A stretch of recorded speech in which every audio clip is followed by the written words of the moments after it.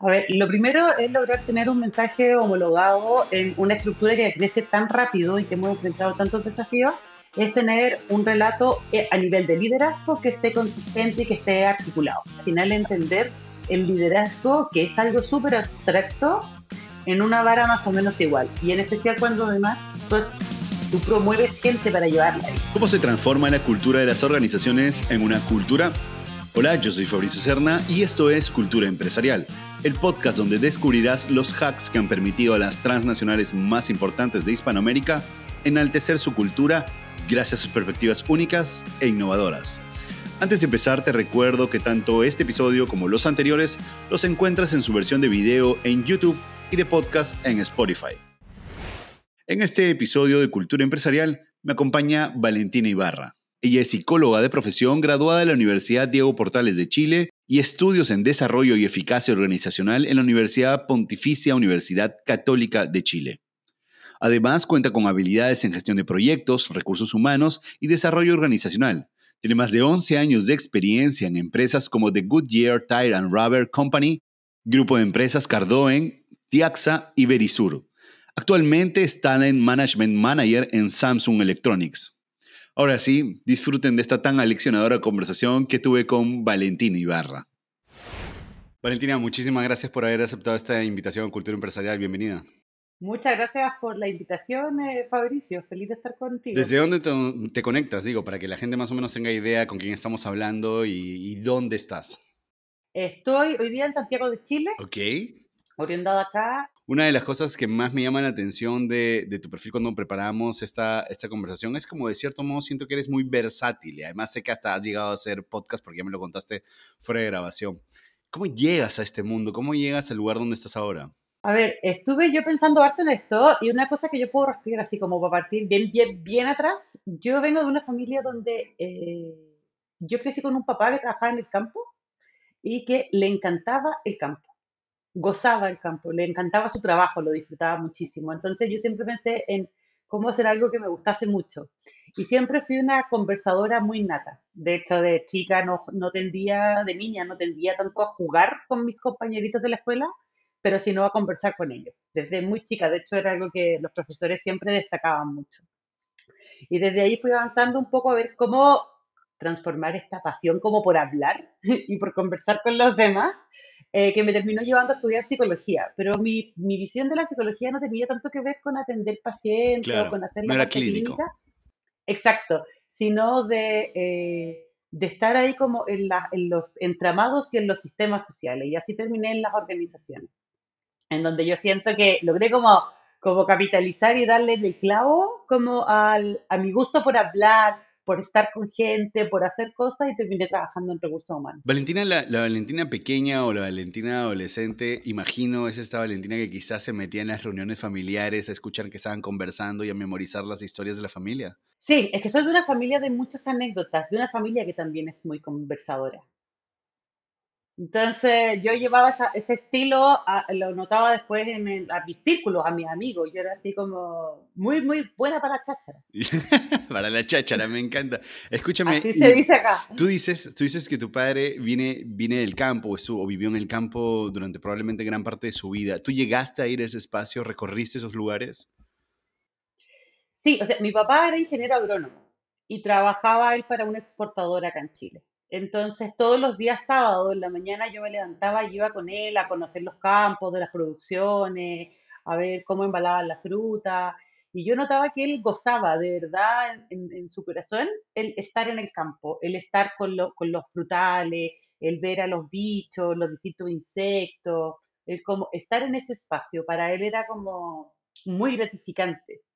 Entonces yo siempre me quedé con la idea de que el trabajo no debe ser algo que te agobie, sino algo que tú disfrutes. ¿Y en qué momento empiezas a estructurar en tu mente que psicología era la carrera que debías estudiar? Porque, o sea, si de manera natural lo tuvieran las historias, tenías una sensibilidad distinta por ello, yo habría dicho, pues esta o va a ser periodista, o va a ser literata, o va a ir por ahí. ¿Cómo llegaste a la psicología? La verdad es que no me acuerdo tan bien cómo llegué ahí, pero siempre me gustó mucho leer, mucho leer. Tenía mucha curiosidad y era muy lectora. Y siempre que leía tópicos asociados a cosas de psicología me llamaba mucho la atención. Me llamaba mucho la atención como entender qué era lo que motivaba una conducta. Así como ver a alguien y es como, ¿por qué está haciendo eso? ¿Qué se le pasó por la cabeza a esta persona para comportarse de esta manera? Y eso en el fondo me fue arrastrando mucho que me interesase demasiado, es como demasiada la psicología y siempre estaba leyendo cosas, pero más como de conocimiento público, una revista que aparecía algún artículo, algo así. Y por ahí me empecé a ir. ¿Es una práctica que tienes hasta ahora? La lectura, Sí, sí, o sea, me refiero a sí, la lectura, pero además el cuestionarte finalmente el comportamiento de las personas. sí, sí. Y yo creo que eso es lo que he logrado y que me ha llevado y me ha empujado muchísimo en lo que yo hago, que tiene que ver al final con la parte de recursos humanos, de personas, de la gestión de talento, de entender las culturas empresariales, cómo moldearlas, transformarlas, impulsarlas. Y eso parte por entender un poco y pensar así como, ¿por qué estas personas se comportan de esta manera? ¿Por qué toman este tipo de decisiones? ¿Por qué en una reunión tú podés ver cierto tipo de comportamiento? ¿Quiénes hablan, quiénes no hablan? Hay todo siempre un sistema ahí, hay todo como un código que se va como tácito, que opera. Entonces, sí, yo creo que es algo que lo pongo full en práctica hoy en día. Pero eso de cierto modo no sesga un poco tu visión en el proceso de comportamiento de lo que estás viendo, de ese universo pequeño que estás observando. ¿En qué sentido? Me refiero a que si ves un espacio y empiezas a como analizarlo, a sobreanalizar a quien está ahí, técnicamente lo que estás haciendo es especular lo que está sucediendo. Ah, pero es que una cosa es observar y otra cosa es teorizar respecto de eso. Uno primero tiene que observar y observar es mirar qué es lo que pasa y luego tú te puedes ir ahí a distintas hipótesis porque una conducta no tiene solo un origen. De hecho, las conductas tienen un montón de orígenes distintos y tú te puedes... Podemos tener los dos la misma conducta, pero un driver totalmente distinto que nos lleve a esa conducta. ¿Sí? Y esto aplicado en las organizaciones, ¿cómo se hace ese approach? ¿Cómo se hace ese acercamiento dentro de diferentes equipos? Conversando. Y es ahí donde uno en el fondo, a través de como poder conversar, y que yo creo que es algo que también es como parte bien natural mía de conversar, de conocer a la gente, de conectar y de poder ir entendiendo al final, claro, lo que finalmente mueve a esto, a esta persona o a este grupo específico es este driver o son este tipo de cosas. Y desde ahí entender un poco cómo se va movilizando esto, cómo al final uno ve una conducta, la conducta es la punta del iceberg. Pero claro, las organizaciones debiesen haber, o uno aspiraría a ciertos drivers transversales que tengan que ver con el propósito de la organización, pero indudablemente uno empieza a encontrar cosas distintas. A los que trabajan en áreas comerciales, las conductas que expresan muchas veces vienen más dadas como por el dinero, mientras que los que trabajan en áreas como recursos humanos, hay como de repente una cosa más altruista, más de ir con la gente, donde como que lo comercial quizás no es tan importante y la conducta puede incluso llegar a ser la misma, pero lo que la motiva es distinto. Pero para eso es súper importante conversar con las personas. ¿Y qué falta nos hace, no? ¿Te ocurre, no sé, siento, porque me ha ocurrido en las diferentes entrevistas que hemos hecho para Cultura, que siempre hay como un determinante en ustedes como profesionales de cómo realmente la pandemia paró todo, hizo reinventarnos por completo y probablemente nos ayudó a escuchar mucho más que antes?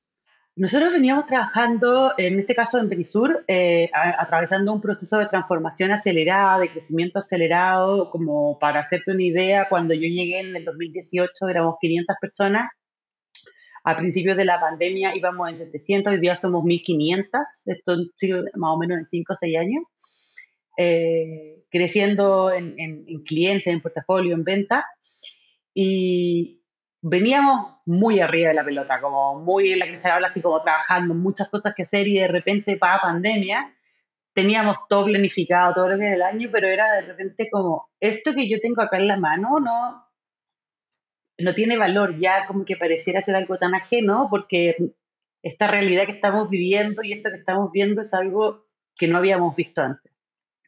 Y ahí fue totalmente detenerse y poder sentarse un poco a hablar y a escuchar con los colaboradores a través de las cámaras, a través de generar como dinámicas o espacios que pudiesen como replicar esta como confianza más uno a uno en versión cámara, que algunos, no todo el mundo se sentía cómodo con la cámara, no todo el mundo tenía un espacio para tomar una llamada donde poder hablar con sinceridad y desde ahí poder entender un poco qué es lo que le pasa a la gente, qué es lo que necesitan, qué es lo que tienen hoy día, cómo todo esto al final se permea súper directo también al mundo del trabajo y cómo como recurso humano y como organización hacemos frente para poder entender qué es lo que está movilizando y desde ahí poder seguir traccionando. Entonces fue un movimiento de todo lo que teníamos en papel, todo lo que teníamos en nuestros planes, al costado y ponerse a escuchar para poder rearmar desde la necesidad de las personas. Valentina, para ponernos en contexto para quienes no necesariamente conocen muy bien el sector, ¿qué es Verisur? Perisur es una empresa de servicios de seguridad monitoreado. Es una empresa que tiene más de, o sea, 35 años en el mercado, es líder de la industria a nivel global, siendo líderes en Europa, donde operan principalmente, y desde hace, no sé, yo te diría 15 años más o menos, que están operando ya también en Sudamérica. Tienen operación en Chile, en Argentina, en Brasil y en Perú, donde están creciendo como de manera bien consistente. Y al final es la venta del producto que es como alarma, más el monitoreo de esta alarma. Eso es como el paquete completo, como para entender lo que no es solamente como la alarma en sí misma, sino es el servicio de monitoreo sobre la alarma. ¿Incluye capacidad de respuesta también? Sí, Entonces, a esto te quería llevar porque esto era lo que más me interesaba. Entonces, es cómo está compuesto el grupo, el grueso de colaboradores de Verisur en el caso de Chile, puntualmente. en el caso de Chile tenemos como tres grandes universos de colaboradores cuando tenemos que en el fondo ocupar como la categorización. Tenemos todo lo que es la fuerza de venta, que es más o menos el 35% de la empresa, que es fuerza de venta en terreno, que son nuestros expertos en seguridad que están entrenados para poder hacer una detección de las necesidades de seguridad de los clientes y hacer una solución a la medida, porque todas las casas, todos los departamentos son distintos, por ende todos necesitan un sistema diferente. Y estas son personas que trabajan en terreno. Después tenemos a todas las personas que están dentro de la operación de monitoreo, ya sea monitoreando los sistemas de alarma, como también haciendo todo lo que es postventa, servicio de atención a clientes, servicio técnico y todo lo que esté requerido por la cartera de clientes. Y después están las áreas de staff, recursos humanos, finanzas, logística, los que en el fondo damos el soporte y apoyamos para que tanto la área comercial como la área de operaciones puedan funcionar y orquestarse. En esto, el grueso es más hombres que mujeres. Tenemos 60 o 70% de hombres con como, en realidad es como un 37 de mujeres. Más que nada porque la fuerza de ventas es mayormente masculina, pero en el resto de los equipos es bastante más, va muy más pareado, va más igual. Y el promedio de edad se mueve mucho entre los 35 y 45, donde está el grueso de los colaboradores. Valentina, algo que me ha llamado la atención es que en esta estructura de la operación de Verisur en Chile, me hablas primero de la fuerza de ventas, luego el equipo de monitoreo y luego las áreas administrativas, por así decirlo. Entonces, realmente no los tienes a todos centralizados en un mismo espacio y eso complica muchísimo más, en algunos casos, hacer la bajada de la cultura organizacional. ¿Cuáles son los Por retos que están supuesto. enfrentando ahora ustedes? A ver, lo primero es lograr tener un mensaje homologado en una estructura que crece tan rápido y que hemos enfrentado tantos desafíos, es tener un relato a nivel de liderazgo que esté consistente y que esté articulado, porque hay muchos líderes que son nuevos. Entonces, en Verisur hay muchas oportunidades de crecimiento. Damos la oportunidad que todas las personas en el fondo puedan subir con compromiso, con determinación. Uno puede aspirar a crecer dentro de la compañía.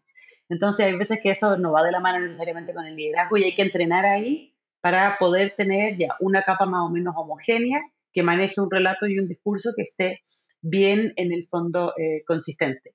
Y después ya nos vamos a los canales. Y ahí yo te contaba, por ejemplo, para mí el podcast estaba pensado para la fuerza de venta que está en terreno, que anda en el auto, en los distintos lugares. Entonces, entre cliente y cliente pueden poner en la radio un podcast y ir escuchando con los compañeros de trabajo.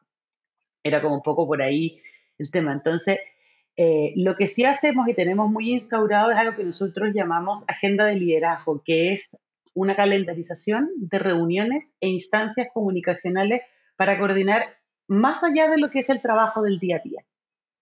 Tenemos las instancias que son así como la pega del día a día, la reunión de la semana o la reunión diaria, pero además debe haber una reunión mensual por cada una de las direcciones donde se hable más en amplio de cómo está la compañía, cómo va la estrategia, cuáles son las cosas que estamos reconociendo, cuáles son las cosas que estamos destacando, hacia dónde vamos, y eso se debe hacer de manera transversal. Entonces, en el fondo, todos los líderes están llamados a tener esta calendarización y entregamos pautas y materiales que puedan apoyar para que la bajada sea más o menos homologada, para que entre todos, en el fondo, tengamos más o menos los mismos mensajes que nos ayuden a tener una cultura más homogénea. Sin embargo, van a haber matices en el área de ventas, van a haber matices en el área de operaciones por la misma naturaleza del trabajo. Entonces, hay como una base, pero hay pequeñas cositas. Podemos ejemplificar esas diferencias que rápidamente son identificables en cada una de los grupos.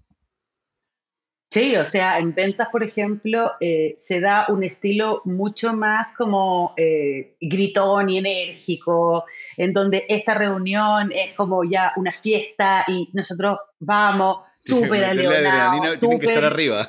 mucho, mucho, mucho, mucho, y mucha pasión, mucha motivación, mucho vamos.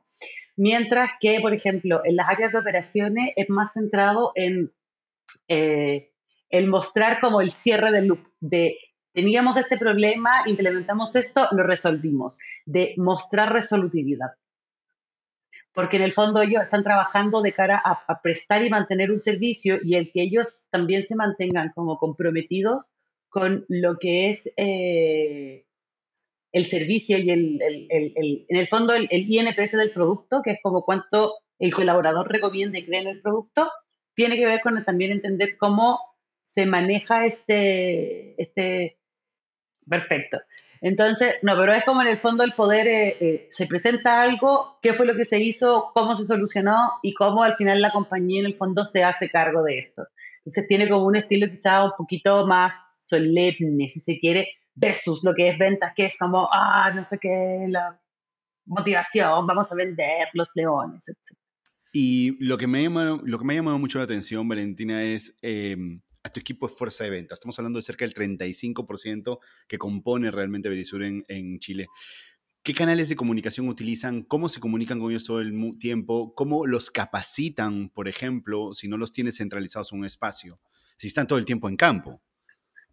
Hay todo un brazo encargado de lo que tiene que ver con la gestión de personas para terreno, en los distintos sectores, porque además de no estar todos en un mismo lugar, no se te olvide que Chile es largo y delgado y no es de fácil acceso. Entonces, tenés a gente mil y tantos kilómetros para el norte, mil y tantos kilómetros para el sur. Chile es muy centralizado, entonces es difícil encontrar ciertos servicios o cierta calidad de cosas en regiones, sino que eso le da como otro sabor. Pero la compañía, al final, Verisur igual es una compañía multinacional y nosotros contamos con herramientas transnacionales, o sea, en el fondo como herramientas del grupo que nos sirven y contamos, por ejemplo, con una aplicación especial que sirve para comunicar, que tiene un chat, que tiene un muro, que es como una especie de red social, como Yammer, pero no es Yammer, que se ocupa para comunicar y que la verdad ha sido bastante buena. Estaban haciendo la implementación a nivel global, creo que este año, y el año pasado de Chile estuvimos participando en los pilotos para poder ir viendo y desde ahí ocuparlo para que en el día a día la comunicación sea fluida en esos canales, además de lo que manejan en cada uno de los equipos con las oficinas comerciales que están distribuidas.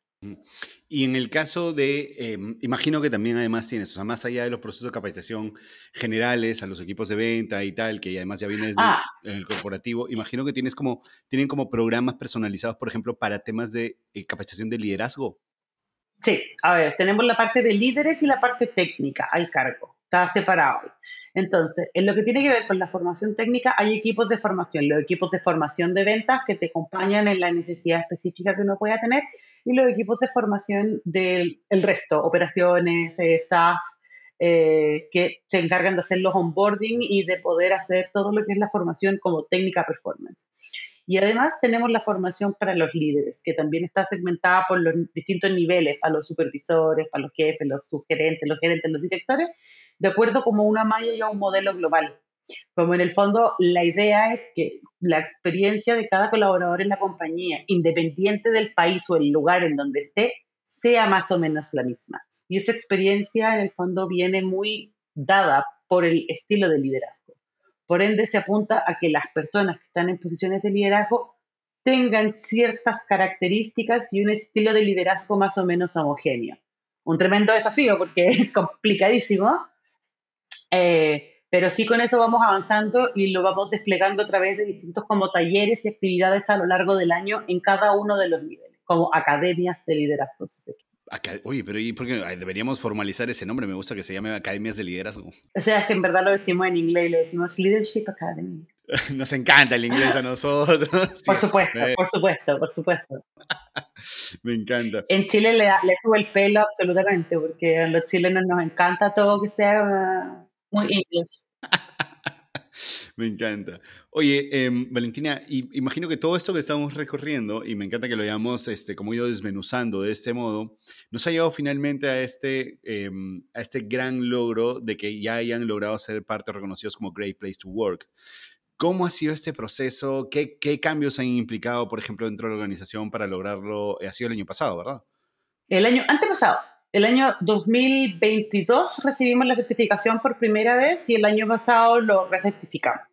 En el fondo, segundo año consecutivo. Y lo cierto es que, a ver, nosotros trabajamos en Verisur. Este tema es un tema muy importante.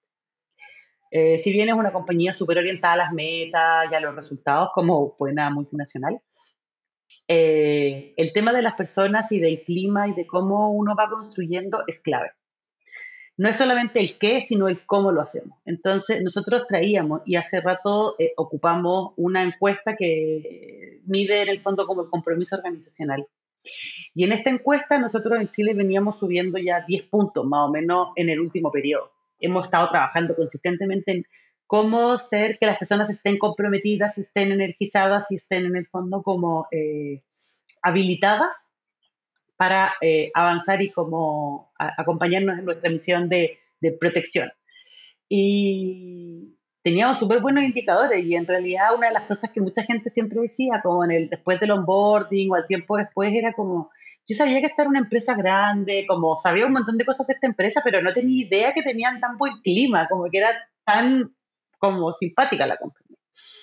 Y eso era como algo que siempre, siempre, siempre me decían, así como esto ustedes nunca lo dicen y tienen acá adentro como algo súper bueno.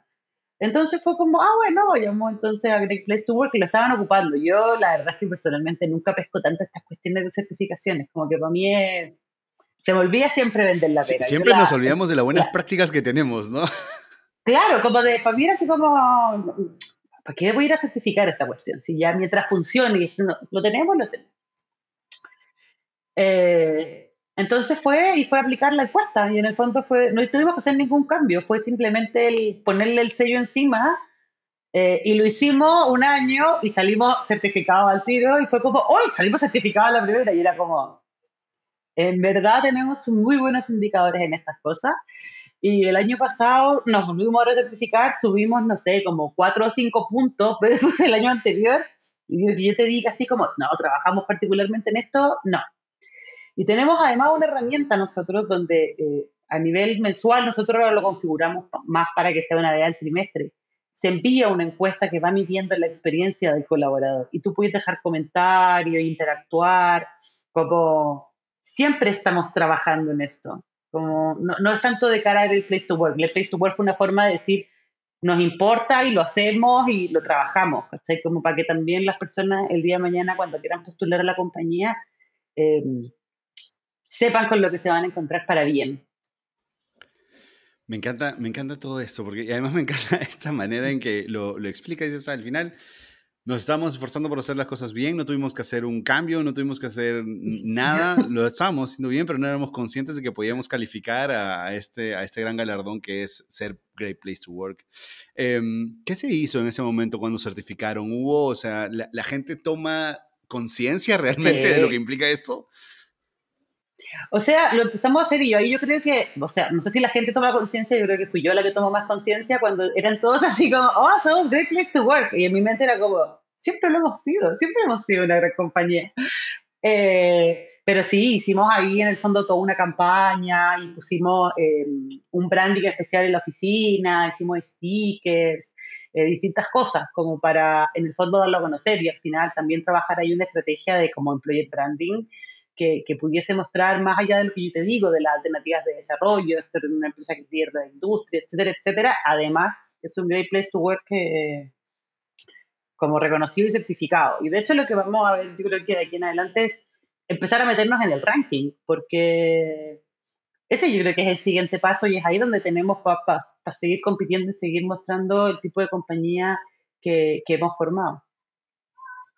Si nos pusiésemos un poquito más, no sé si decir complicados y tal, hay un proceso también de cultura organizacional o de aplicación de la cultura organizacional que viene, imagino, desde el corporativo, en el caso de ustedes.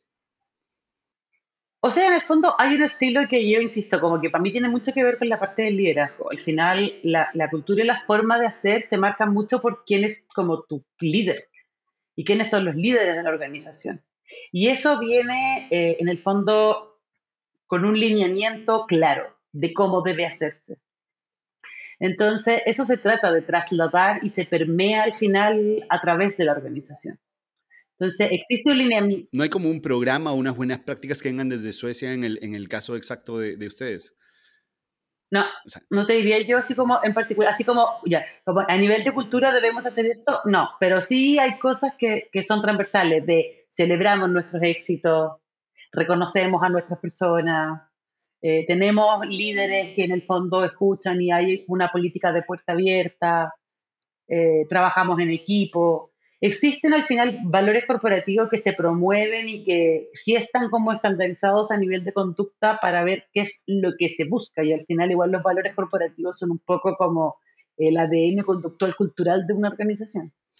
podemos hacer zoom, ¿vale? Sobre esta política de líderes de puertas abiertas, es decir, cuánto nos ha costado, cuánto te ha tomado, o ya ha sido natural, porque la gente que es parte de los mandos medios hacia arriba, imagino que son quienes lideran esto, ya vienen con estas características, ya son de esta manera abiertos a escuchar al colaborador.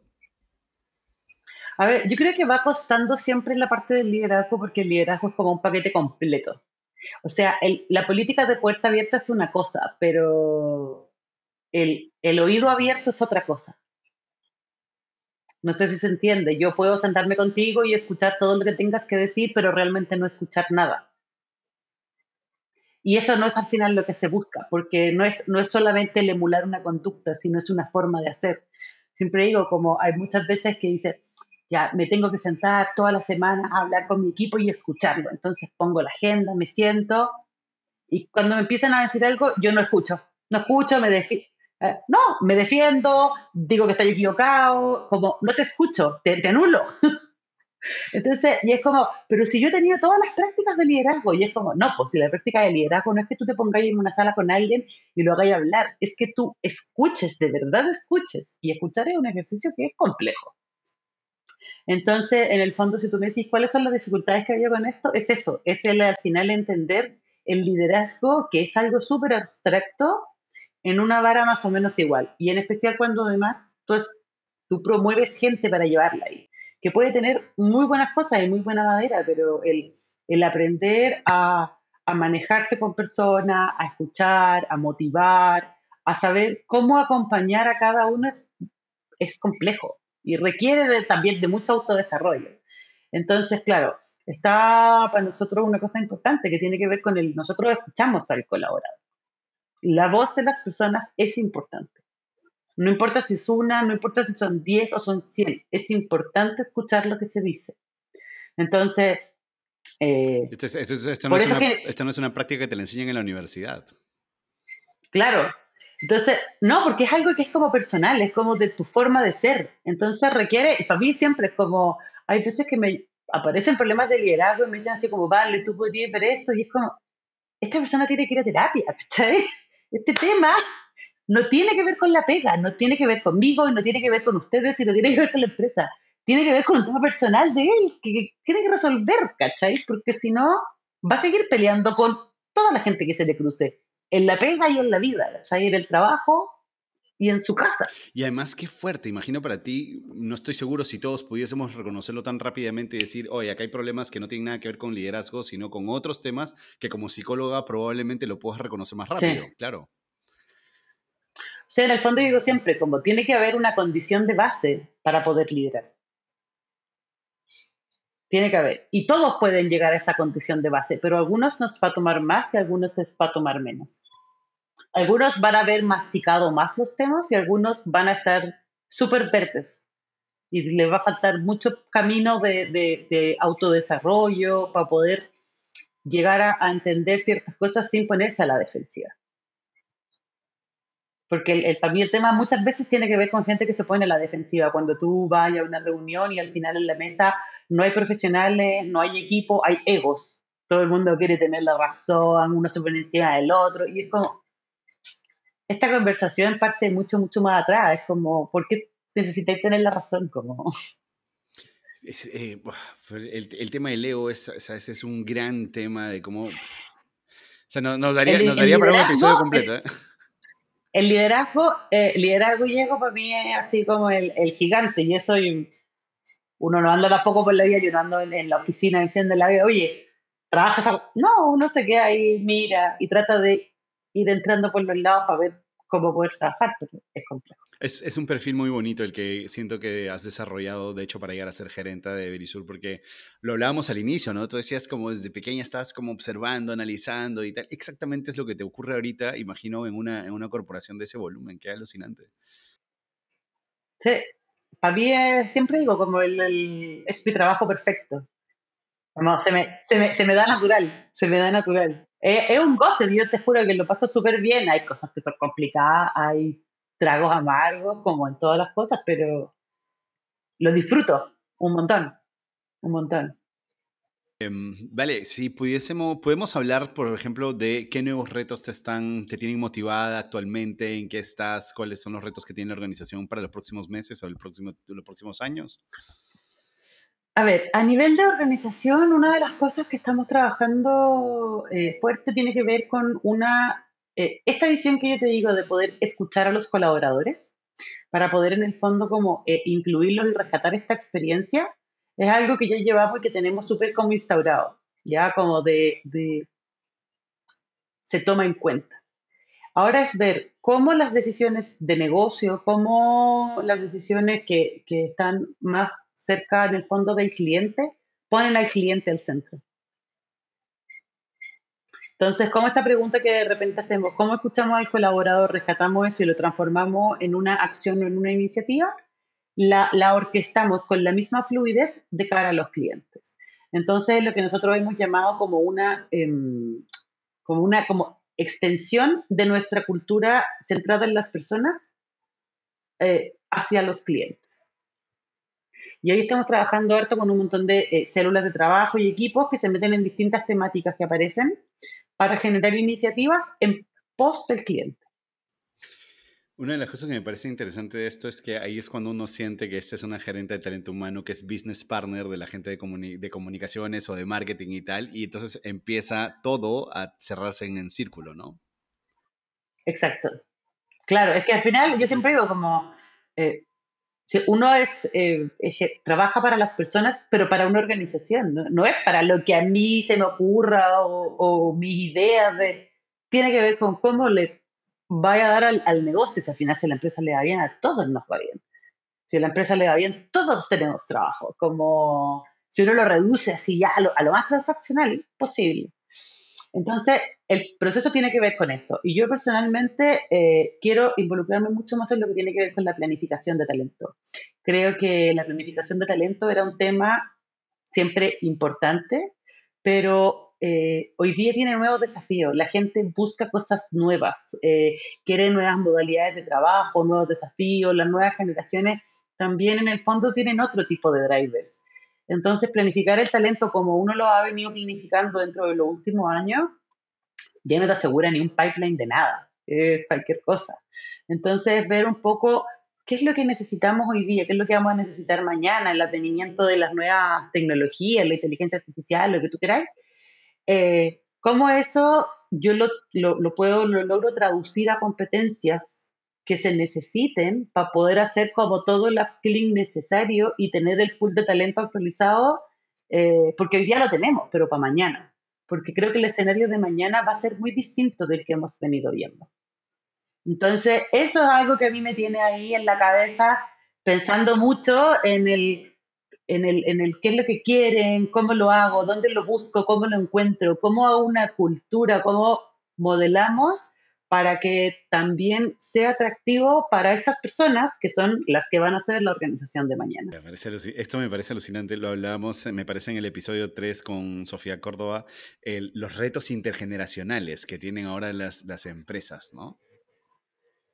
Pero en ese sentido, ahí hay harta de la para cortar, porque hay muchos que dicen, no existe realmente algo como tan intergeneracional,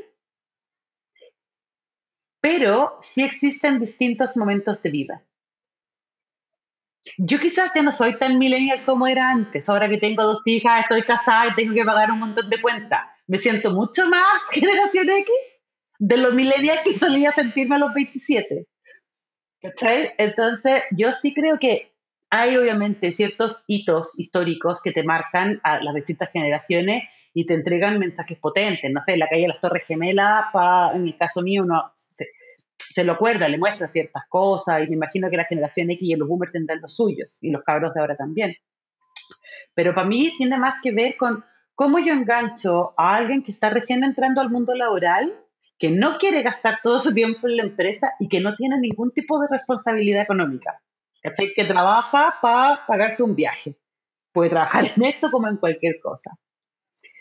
Entonces, hay una parte que tiene que ver con el desafío intergeneracional, puede ser, pero para mí tiene mucho más que ver con un momento de vida, con qué es lo que vas necesitando cada uno en distintos momentos de tu vida. Cuando tenés hijos chicos, tenés hijos grandes, te querés jubilar, no tengo idea. Lo que quiero entender es que tu teoría es, a ver, los chicos que tienen ahora 20 o 21 años, éramos nosotros cuando teníamos 20 o 21 años con las mismas necesidades. Muy parecido. Yo cuando tenía 20 o 21 años quizás era muy parecida a los cabros de ahora. Ahora me he convertido en una vieja con responsabilidad y digo, ¿qué? Entonces no les importa nada y no sé qué. Y a mí, de hecho, varias veces me hacen la broma en la oficina, como, vale, ya no te podéis mandar a cambiar, ya no sé qué, te tenés que quedar, como... Porque antes yo era así como, en un punto era como el gerente de los millennials Claro, en la claro. compañía. Eras la líder sindical de los millennials. Exacto, y ya no, y ahora es como, bueno, tenemos que trabajar porque tenemos que pagar nuestras casas, ¿cachai? Como los colegios de los niños. ¿Qué es lo que hago? Mira, nunca me había puesto, me parece una teoría interesante, debatible. Yo creo que sí tienen ciertas particularidades ahora los centennials que se definen y que yo no me veo reflejado en ellos de cuando tenía esa edad y que puede ser. Pero también tienes el otro, quizás el otro reto intergeneracional que son esa generación X o los baby boomers que están a puertas ya de salir y jubilarse dentro de la organización, ¿no? Y que sí, pues tienen Claro, necesidades diferentes, entiendo, claro. De acuerdo a etapas de la vida, como decías. exacto. Pero lo que sí, en ese punto yo creo que hay cosas que son importantes de mirar y es como al final las historias de vida y de crecimiento generan también un set de competencias, ¿o no? Entonces, de repente, quizás los boomers y los X son una máquina para trabajar, como no hay emoción, no hay nada, todo se sepulta, señores, todo abajo de la alfombra y uno le echa para adelante. Ahora, los chicos, por ejemplo, más jóvenes, han crecido mucho más mediando la comunicación, no en tiempo real, sino a través de la pantalla. Lo que hace que la ansiedad de la interacción social en tiempo real se vuelva mucho más difícil. Entonces tú lo notas, tú te conectas a una reunión y ellos no van a prender la cámara. No por falta de respeto, no por no sé qué, es porque como que les da ansiedad, ¿cachai? Porque no tienen esa interacción tan de tiempo real, ¿cachai? Es como que tú le mandas un WhatsApp y no te contesta el tiro. Va a pensar la respuesta y puede que la mastique, que le digo, que no digo. Cuando uno es mucho más como no sé qué y uno más viejo que yo, jamás va a pensar en cómo que le escribo, que no Claro, le no escribo, va a escribir recapacita lo de que se le frente. ocurra, Sí, sí, ¿cachai? sí, sí. No, va a solo lo va a escribir, como libre de culpa, libre de ansiedad, libre de rumeo, como... Qué interesante. Me encantan esos puntos de vista, no los tenía mapeados. Me encanta que hayas venido así a refrescarnos por completo las miradas que teníamos, oye. Valentina, y hemos hablado ya la parte, por así decirlo, los retos a nivel organización que nos acabas de contar. Pero ¿qué reto a nivel personal? ¿En qué andas? ¿Qué haces tú? ¿A qué te dedicas fuera de la oficina? No me dedico a tantas cosas, en verdad, porque tengo dos hijas chicas. Muy chicas, ¿qué edad Chicas, tienen ellas? 2 años y medio y 3 meses.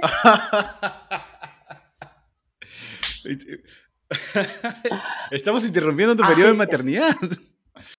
estamos en periodo de maternidad, en parte, sí, pero yo soy como de que me gusta mucho esto. De hecho, hoy día fui a la oficina a dejar algo y me quedé ahí conversando con todo el mundo. Aparece mi jefe, me dice, ¿pero qué estoy haciendo aquí? Ándate a tu casa. Dios mío, que tu jefa no sepa que te hemos entrevistado en esta etapa. No, le voy a contar después, se va a reír. Pero no, a mí lo que me gusta hacer así como más en mi vida normal, así como en mi día a día de hobby, para mí es leer. Me encanta leer, me encanta leer, me encanta leer. No tengo mucho tiempo libre y lo gasto, el que tengo, el que es la hora de la siesta en realidad, lo gasto en la lectura. Y así como otra cosa que me mueva, que siempre digo, es los viajes, obvio, como a toda la gente. Es planificarme siempre y todos los años, y este año ya estoy planeando las vacaciones de septiembre, como en eso como ahí tratar de moverme. En mi tiempo, yo siempre digo, en las vías pasadas, antes de ser mamá y casada y antes de todo esto, dedicarme a viajar, me tomé años sabáticos, anduve por varios lados y eso para mí era así como algo, el poder ir a mirar, porque ya imagínate, yo miro acá a los chilenos, siendo chilena de toda la vida, y todavía me pregunto así como, ¿por qué hacen esto? Pero ir a otro lado donde uno no entiende lo que hablan, no entiende lo que comen, no entiende lo que hacen, sentarse a mirar y decir, ¿qué está haciendo esta gente? ¿Cachai? No sé, por ejemplo, en la India, que es muy machista el tema y todo, los hombres andan de la mano en la calle. Ok, eso no sabía. Andan de la mano, pero porque andar de la mano es una demostración de cariño y afecto entre amigos. Entonces son todos muy machirulos, pero andan de la mano en la calle. Y tú dices, ¿qué esta gente? Qué raro. Me encanta. Oye, qué bonito saber esto. Oye, vamos a invitarte a otro podcast que tengo donde hablamos de cosas más personales para que nos cuentes más todas estas historias. Tengo millones. Lo sé, lo sé. Oye, Valentina, vamos a llevarte hacia una etapa de pregunta breve que las chicas lo han denominado la pregunta terrorífica. Y te vamos a poner en un supuesto irreal para ver ¿Ya? cómo respondes. Em, Valentina, has recibido ya la carta de invitación a renuncia de Verisur y te quieres tomar tu año sabático, como nos contabas. ¿A qué país quieres irte con tus hijas y qué libro llevarías? Oh, me iría al continente africano, eso no me cabe duda. Ese no lo conozco y creo que antes que ir a Disney o cualquier cosa en esa línea, a mí me encantaría ir a un safari con los animales mientras aún están. Claro, mientras aún podemos. Como, mientras todavía, exactamente, mientras todavía se puede. Creo que me encantaría ir a Sudáfrica, creo que es un lugar, una mezcla de culturas, de música, de todo muy como ecléctico. Eh, Eso por un lado, y de los libros, hay un libro que quiero leer hace un rato, que no me he tomado el tiempo, ahora estoy leyendo otro, pero se llama Daughter, Drink This Water, como hija bebe de esta agua. Y es un libro que escribió un gallo, que no sé muy bien quién es, pero le encuentro distintos pasajes, y habla sobre cómo las mujeres como empoderarse de su como womanhood, de su mujeridad, no sé, de su feminidad, y cómo encontrar ahí un poco como el poder de lo sagrado de ser mujer. No en el sentido como feminista, así como de, vamos mujeres, pero en esto como de que hay algo como mágico y sagrado en ser mujer. Y tiene como unos pasajes muy lindos que hablan de cómo, como de amor propio, incluso si querí, que me gustaría mucho, mucho leer. Y yo les hice un correo a cada una. Entonces quiero ahí como mandarles pasajes de este libro. Entonces, si tuviera un año sabático con ellas más grandes y pudiese leer el libro, me encantaría ir y poder tener ese espacio. Ese libro lo tengo ahí como muy al pendiente. y el arte de amar de Erich Fromm, que lo he leído varias veces, pero siempre uno lo puede volver a leer. Varias veces. ¿Cuántas veces has leído ese libro? No, no sé si va dos, tres. Okay. ¿Cuáles son los nombres de tus hijas? Simona y Nina. Simona y Nina. Sí. Simona y Nina van a encontrar, así como esos correos que le vas a mandar en algún momento, van a encontrar este podcast perdido después de algunos años, cuando ya sean más grandecitas o grandes. ¿Qué mensaje quisieras dejarles para cuando escuchen este podcast? Que no se queden tanto con quizás una mamá trabajadora, pero con una mujer realizada en distintos aspectos, que es lo que yo he trabajado para sacarme la culpa de la mamá que trabaja. Es como puedo ser una mamá que está en la casa y ser muy mamá, o puedo también modelar un ejemplo de una persona que disfruta y que goza y ser el ejemplo que mi padre fue para mí, de que el trabajo no es una carga, el trabajo es un goce, que uno encuentra realización en distintas cosas y que en el fondo mucha gente vive el trabajo con una carga negativa, pero si uno va a estar trabajando 40 años todo el día como de tu vida, gozarlo, disfrutarlo, realizarte y encontrar en eso un aprendizaje, me gustaría que fuese algo que ellos se pudiesen llevar. Qué lindo. Simona y Nina, ojalá disfruten de este mensaje de su madre. Valentina, hemos llegado al final. Eres una gran representante, tú y Verisur, sin duda, de lo que es la cultura empresarial. Gracias por haber estado aquí. Súper, no, gracias Fabricio a ti por la conversación. Se pasó muy rápido, muy ameno. Así terminó mi conversación con Valentina. Si algún pasaje de este episodio te ha resonado, tu misión hoy es compartirlo. Y nos serviría mucho si te suscribes a nuestro canal en YouTube o nos dejas 5 estrellas en Spotify. Yo soy Fabricio Serna. Gracias por llegar hasta aquí.